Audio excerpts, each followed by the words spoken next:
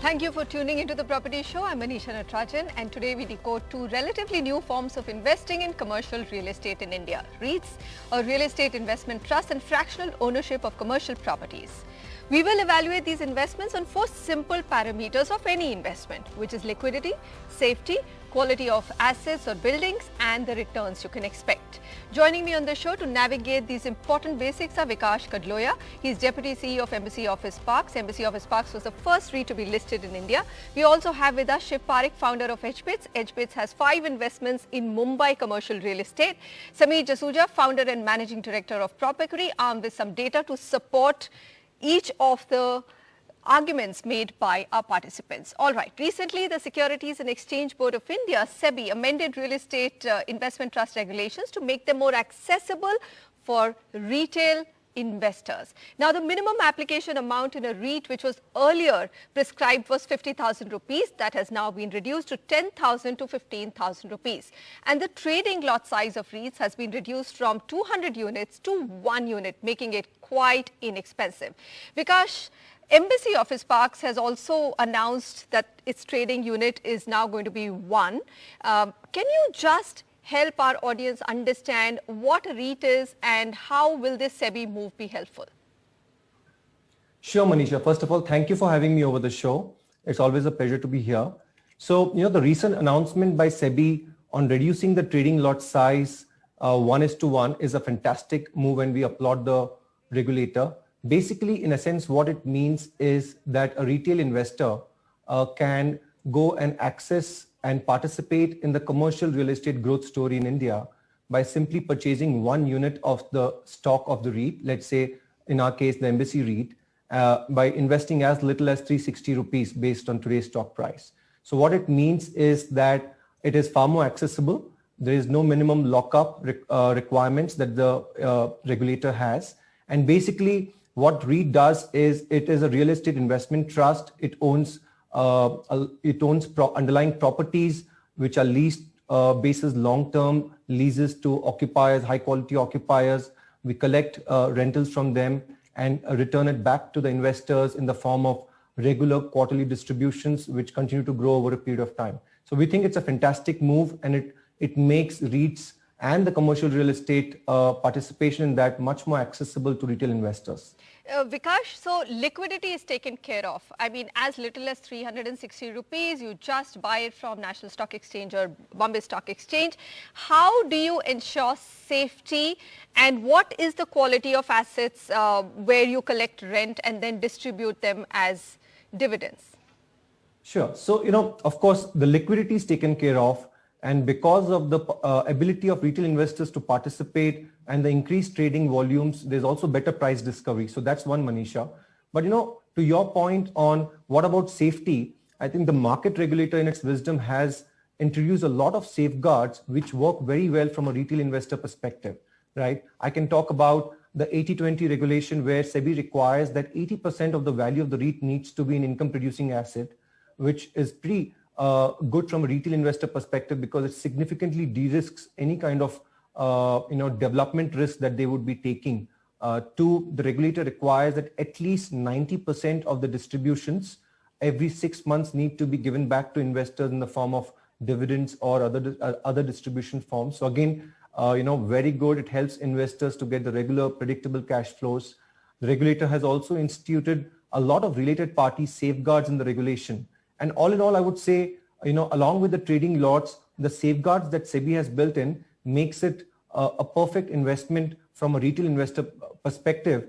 And definitely, it helps the retail investor to participate in the commercial real estate growth story and also target those total return that we often speak about, which is basically the growing dividends as well as the capital appreciation potential through the stock price uptick. We'll come to the returns a little bit later. I'm going to go to Shiv Parekh now. Shiv, there's been a sudden surge of companies entering into the fray for fractional ownership, offering investors an option to own high-value commercial buildings. Can you explain how that works? It's very, very different from a REIT, isn't it? Yeah, firstly, thanks, Manisha, for having me on the show. So to explain it in a simple way, I'd say a REIT is basically a mutual fund to what we are, basically a stock. So investors are able to pick and choose and create their portfolio. So the way it works is that we'll pick specific grade A assets and list them on our platform and our website. And again, the underlying asset is similar. These are grade A commercial assets with grade A tenants that have long-term leases. But investors can pick and choose which assets they want to participate on. So for instance, an investor wants to invest in an asset in, say, Andheri in Mumbai because he's from the area, then he can choose that asset and not invest in something in, say, a Bangalore or an NCR. So investors can pick and choose and create their portfolio through fractional ownership. So that's a way in which we are different to a REIT. And that's kind of the underlying difference between fractional ownership, where the investor can curate his selection of assets. Right. Shiv, now take us through the other three important categories, which is liquidity. What is the minimum amount? So REIT is now a single unit you can buy and sell, or, just go and subscribe to an IPO if there is a new IPO. How much do you need to buy into a fractional investment? How much money do you need? Yeah, so currently we're at a higher ticket size than a REIT. We're at a 25 lakh minimum ticket size. Our long-term goal is to reduce that, but currently we're at 25 lakh. In terms of liquidity as well, we wouldn't say we are as liquid as a stock market where you list today and you're able to sell tomorrow. But within a 30 to 60 day period, you are able to exit. So it's more liquid than, say, owning a residential apartment on your own. Can I exit any time? So that's something which I need to understand. Can I exit any time? If I invest today, can I exit in 3 months? And what value will I get? How do you decide on that value? So again, it's a market-driven value. We as a platform already have 15,000 plus registered users on our platform. So as soon as you list on the platform, you'll get these users being able to see the opportunity that you've listed once you do want to exit. At the same time, though, we do recommend that you stay for over a 3-year time horizon, because generally commercial real estate is a long-term investment. And along with that, we recommend you take the advantage of long-term capital gains as opposed to short-term capital gains. So we would like our investors to stay for a longer time horizon. But yes, you do have the ability to list on our platform or through your own private network, sell your share as well. And Shiv, finally, what is the safety? Because, REIT is fully regulated by SEBI. Fractional ownership companies basically don't have any kind of regulatory body looking at the interest of an investor. So how do you ensure safety? So there are a few ways that we do ensure safety. But just to first add that we are a RERA registered company. And over and above that, compared to any other sort of investment, we make all the disclosures upfront. So the price you're paying for the asset is known upfront. So we don't really ever touch your funds. The funds that come in go into an SPV or a special purpose vehicle that owns the asset. We never touch that. That goes through escrow. The title due diligence of that property is done by a tier 1 law firm. In our case, we work with Shardul Amarchand Mangaldas. And all the documents and transparency is provided upfront to the investor. So for example, your leave and license agreement, your title report, all the prior approvals that the building has required, right. All of that is upfront, and it's up for the investor to make his or her own decision to invest. All right, let me bring in now the independent expert, Sameer. So there is REIT, and then there are fractional ownerships of commercial and office real estate. Shiv has said that one is a mutual fund and another one is a stock. Can you rate these two for us on all the parameters we've spoken about, which is safety, liquidity, and of course quality of assets? I'm going to not touch returns right now. I will come to that a little bit later. You see, Manisha, the fact that when you're buying into a REIT, there is liquidity immediately available to you. There is a return that is available to you in form of a rental return. And then there are the stock market risks. So we all know that stock markets don't run on fundamentals alone. They also run on psychology and liquidity in the markets. So there is that little bit of risk with the REIT with respect to capital appreciation because it's become from a real estate asset to a stock. And stocks can go up and down and can affect the return, overall return of the investor. Whereas when you're doing fractional buying, you're just buying into an asset which is leased.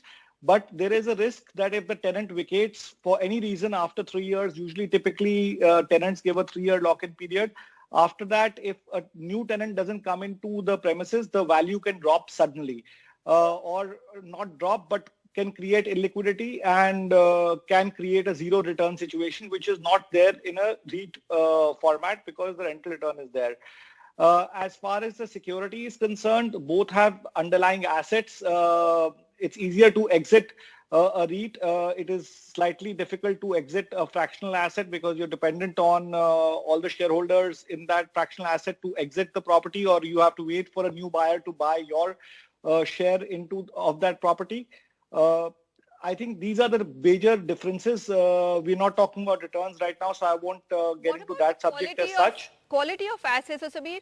I mean, both say that they are grade A investments, right? But one is institutional and one is more in the category of strata investments.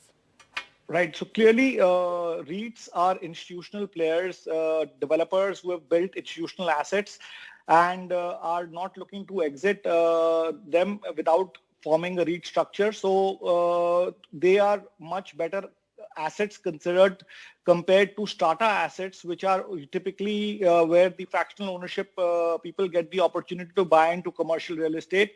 Typically, large developers who want to create a REIT structure do not sell those assets, and that's a single owner-owned asset which many tenants prefer and pay a higher rent to those assets compared to standalone assets which are strata-owned, and there the quality of maintenance and management is also slightly more at risk compared to the REIT-owned assets. So this is the data which I've got from Prop Equity, and if I'm just looking at an average per square foot leasing rents on floor plates of 10 to 25,000 square feet.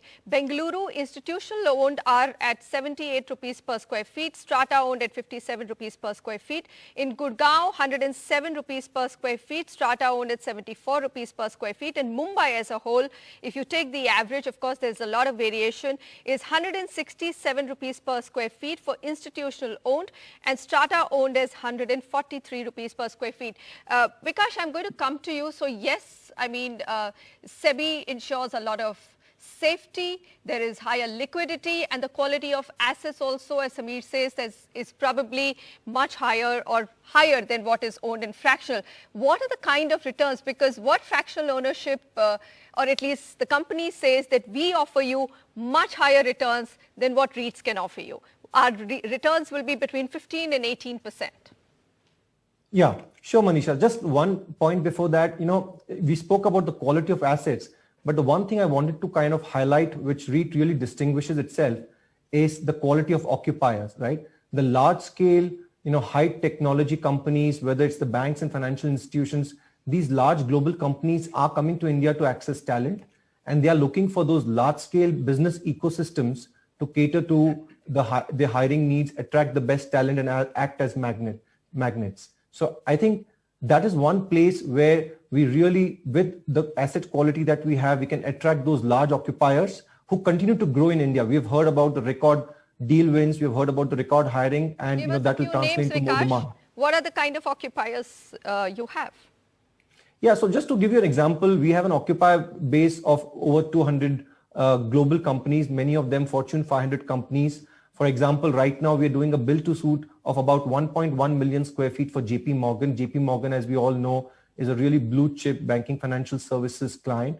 We have many other technology companies really doing high-end product development work, or whether it is underwriting of insurance, whether it is taking care of the global logistics. The kind of work that they do is amazing.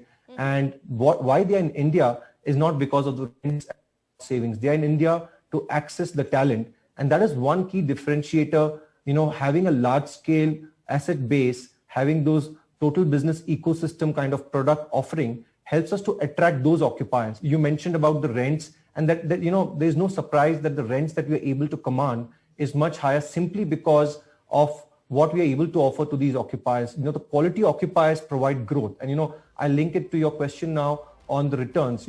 I'll interrupt you here. We're going to take a quick short break because returns is an important discussion and a slightly longer one. We'll come back and continue to talk about REITs, fractional ownership, the other options you have of investing in commercial and large office buildings.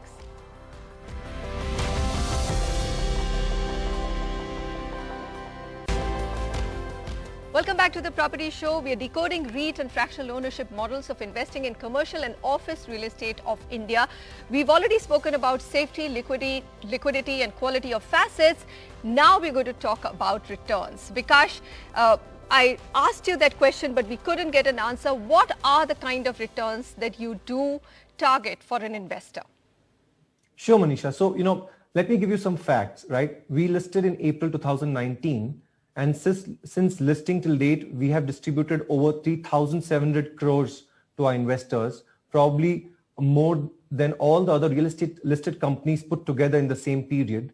And our distribution payout ratio was a full 100%. Again, on a total return basis, if you factor the stock price appreciation, which reflect the underlying growth fundamentals, we have returned 35% over the last 2 years or 8 quarters. So it's been a decent run, despite the fact that we have seen the full impact of the COVID pandemic over the last 1 year as we continue our business. Now, coming to returns, the way we look at it is a REIT is a total return story.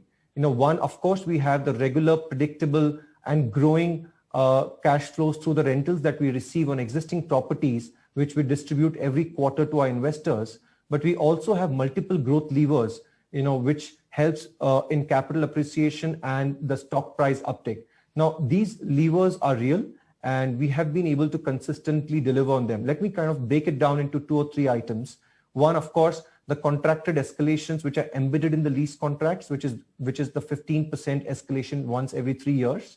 Mm-hmm. So that's something that helps us grow our operating income and helps the investors. 2, of course, is the mark to market. So the in place or the existing rents on our leases, because they are long tenured, they fall below market. And as and when these leases come up for renewal, we are able to enhance the rents. And again, that helps us to increase our revenues and distributions.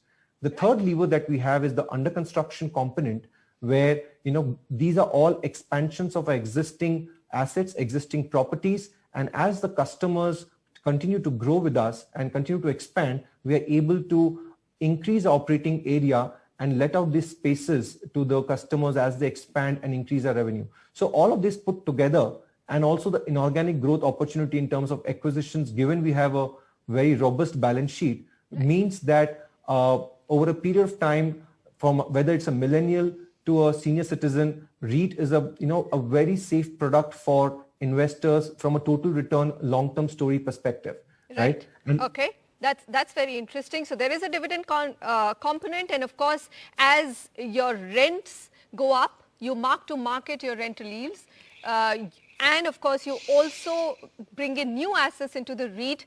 There is that extra capital appreciation you can look at. Let me ask now Shiv. Shiv, 15 to 18%. I've looked at your portfolio, and that is a kind of return that you have told your investors they are likely to get. How will you get that? Will you be able to generate those kind of returns? So those are our target returns, and it varies from asset to asset. And so, like for instance, the asset that we recently closed, again, it's a grade A tenant. ICICI Bank is the tenant. Can't get better than that. What we look at is the rental yield, and then we look at and you get 8 to 9% rental yield, and then we look at the capital value that we enter at to really see if there's an appreciation potential. So the capital value, for instance, in this asset, we acquired it at 11,661 rupees per square feet. And within that same building, which is in Andheri, you have assets that are trading at 15 to 16,000 rupees per square feet. So that's kind of the real benefit of this model, right? Is that we are able to put on this platform assets that we believe are kind of well-priced assets. And then at the end of the day, it's up for the investor, for us to show the investor that, again, this is why it's a good investment opportunity. So for instance, in this asset, there's already a 4,000 rupees per square feet delta on the purchase price of the asset. And that enables us to get significant capital appreciation. So in this asset, for instance, we do expect... the IRR so far? I mean, sorry? You said that 15 to 18% is the target IRR. What is the kind of IRR you've earned so far? So as of now, we're making our monthly rental payouts, which is 8 to 9% a year. The remaining is realized in capital appreciation when the investor sells his or her own share, or we sell the whole asset. Okay. And that for this asset, for instance, we're expecting 7.5%. 7.5%. All right, Sameer. Yeah. So they are not actually for the same lot of investors, these products. REITs is a product which anybody can buy, isn't it? And fractional ownership and investing in real estate is, of course, HNI game or high net worth investors because it's a ticket size of 25 lakhs and above. But your final view on, between these two products, is there one that you prefer over the other and why? So I would go with the REIT model. It's safer, it's more liquid, there is security there, and there are certain underlying assets which still need to be developed over there, which provide a higher IRR opportunity, and the sheer fact that the liquidity is there and higher rental yields are there. So REIT scores over fractional ownership. Fractional ownership in that respect is a little bit risky. You have to buy assets at the market price, and given the current pandemic, smaller assets, when they are getting vacated, they are finding it difficult to find new tenants at the same rates. So I would stick with REITs in the overall choosing of the two asset classes. And of course, for HNIs and high net worth investors, they can opt for either, but for a retail investor, REITs are the way to go. We've completely run out of time, but thank you so much, gentlemen, for joining me today and decoding REITs and fractional ownership. Stock markets are at an all-time high and people are looking at other avenues of putting their money into. So, well, we've just decoded a whole new asset class and investment class for them. Thank you so much for joining me, and I hope you enjoyed the session.